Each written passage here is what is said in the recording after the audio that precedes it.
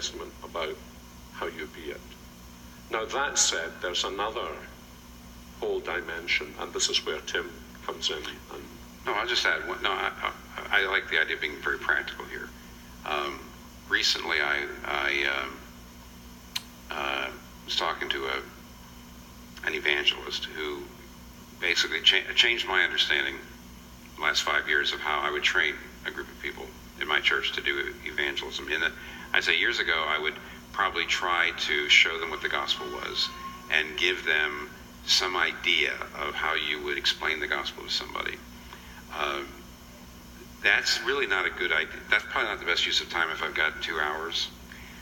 One is, I think most people actually, even in most well-taught churches, can certainly put together in their own words, which probably is better, in their own words, the gospel is you're saved by what Jesus did on the cross. We're separated from God. Because of Christ's death, I'm saved not by what I do, but by what Jesus has done. It's all of grace.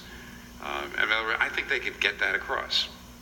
He said, and I think he's right, he says the reason why they're afraid to identify as Christians, even if they are living great lives, they're not identifying as Christians because they're afraid of 2 or 3 questions they may get asked and they don't know how to answer it. That's why they're afraid to identify and open their mouths.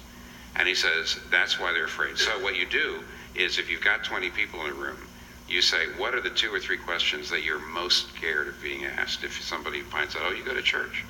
And so you find out what those are. They're probably going to agree on what they are if they live in the same place, because different cultures will be different. Different ages will be different. But if they're similar, they'll find those 2. And then you spend the whole 2 hours after you've done that brainstorming good answers. Let them work on it themselves. You can add your own. And at the end, if everybody in that room says, okay, that really helps.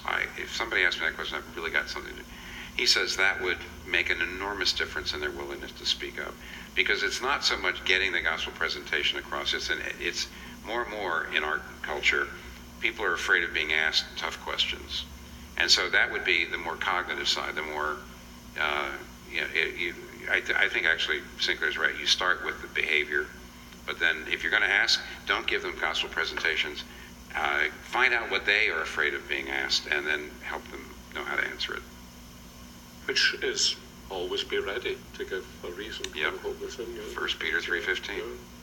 One last question for Tim and then one for both of you. And we have not run out of your wisdom, but we've run out of our time. So Tim, you are known for championing urban ministry. What advice would you give to those graduating heading to rural, small town, or suburban contexts? Well, yeah, I mean, I'll tell you what I would say. I would say that small town and rural contexts have changed. See, one of the things I found when I went to the city was one of the reasons why urban ministry is so hard is the cities are always changing so fast. The countryside doesn't seem to change that much, but the cities are changing so fast. And so the churches are almost always, unless most churches have trouble. I mean, when I moved to the place I live, 2 miles, the area I was living in was all Greek, and now it's more Hispanic. The poor churches, I mean, a lot of them just have not adapted, and they just wait a minute. So, but we always tend to think of rural and suburban and small town places as different. They're not. As you know, right now, the last election was based more than anything else on density of population. The fewer people in a place or a county, the more likely was to vote Republican. The more people in the county, the more likely was to vote Democrat. And the reason for that is because there's a lot of stuff happening away in the countryside and in the small towns and the rural areas. We heard it was mentioned last night. There's drug addiction. There's poverty. There's hopelessness. There's broken families. All the stuff that we used to think were only in. When I was here 30 years ago at Westminster Seminary, that was the stuff of the inner city. But now it's out where you are, and I'll bet you this. The churches out there are not ready for it. Generally, it'll be older people whose lives are more intact. This is the way it always is. When changes happen, the church is always a time capsule. The local church is a time capsule of what the town looked like 20 years ago. That's who the people are. They're older people. They're in there. They've been there a long time. The younger people, the newer people in town, you're not reaching. And so actually, I actually think that even though I still think cities are growing, they're still so important, they actually are still probably per capita under-resourced by the church. Nevertheless, there's need for new kinds of ministry out in the country, and probably new churches, because unfortunately a lot of the existing churches just won't make the changes.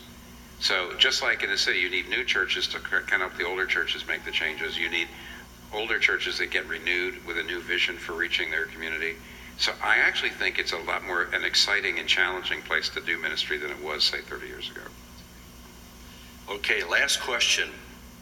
PCA, EPC, ARP, OPC, Reformed Baptist. How can the Reformed Church and the church in general have more unity? Where was the Church of Scotland? And the Church of Scotland, I misread that, sorry. Well, I think of those churches, ARP is the oldest, and there seems to be an inherent logic among the Reformed people that we should go back to our origins. So I'm still an ARP minister, and you're all welcome. So the final question was, what do we... The point is, what can we do as the church in general for more unity, and specifically the Reformed churches? Both, I think, can Reformed churches come together, and maybe more generally the church in general? How can we find greater unity? I think I've seen, because we've gone down so far in Scotland, I've seen a measure of that locally. And I think that, diktats from above, the law never works grace, but there are things we can do locally to indicate that though we are different congregations and we have slightly different names, those slightly different names are far less significant than what unites us. And, our danger has always been that we are far more concerned about maintaining our distinctives than maintaining the things that are central together. And, I know in our situation, more and more I've seen that desire in a sinking church to at least go down together singing. And so I think it's, this may tell you something about the kind of Presbyterian I am, but I think it's very important that begins at local level. And then when I think people learn things a lot more by seeing, feeling, and smelling them than they do by, great master plans of how we do things better together.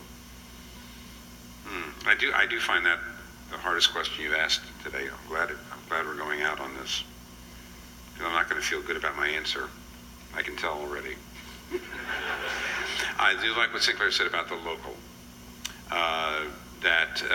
It does feel to me that I think the easiest thing possible to work on unity would be in a given metro area or regional area, that all the various congregations in those connections, there ought to be a lot of unity, a lot of fellowship, a lot of ability to do some things together, at least at the level of fellowship in a particular area. So I do.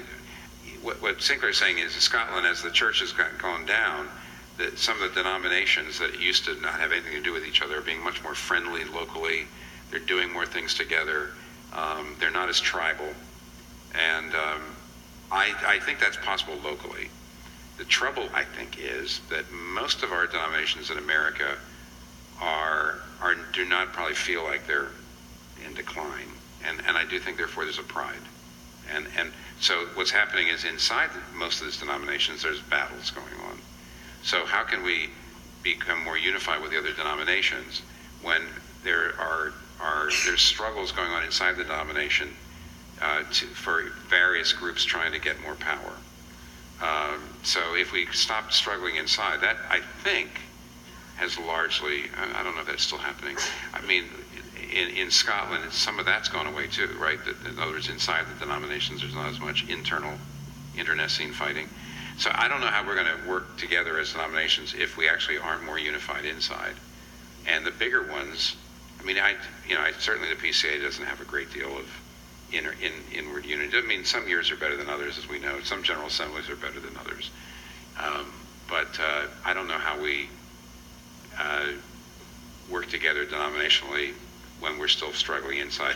Locally, there's a lot of hope.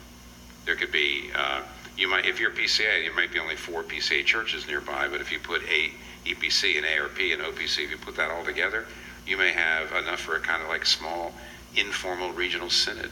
You can actually start doing some things, theological education. For example, you could do, I think most ministers need continuing ed. It's a complicated world out there.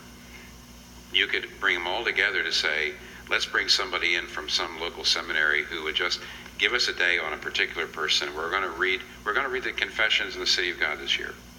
The next year, so there's 20 ministers get together. We're going to read it together. We're going to meet together 4 times a year. You bring somebody in from Westminster or whatever seminary is nearby to kind of help us. There's all sorts of things you could do locally. And to me, that's where the hope is. Last chance to speak to us before we whisk you off for your lunch and let you rest. Well, thanks for having both of us together. Yeah, and I love doing this with Sinclair, but we both feel, we feel inadequate to the task. Even the danger with being, here we are up here, maybe because we're so old, there's nothing else to do with us. And because of the books or something like that. But I honestly, the danger with being interviewed publicly on subjects is I think you assume we're experts. We don't feel like it. We really, really don't. And I don't know that the challenges in front of the church, I just say again, we have not cracked the code. We've done a good job of talking about the culture that the church is facing, and we are in decline everywhere. But we haven't cracked the code, and neither of us have actually given you the code today. But I hope you're a little more aware of what we ought to be looking for because we spent this time today. Well, let's thank our special guest today.